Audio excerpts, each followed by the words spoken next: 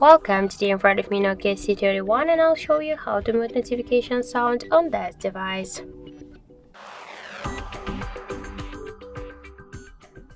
So first open the settings application and then tap to the sound section.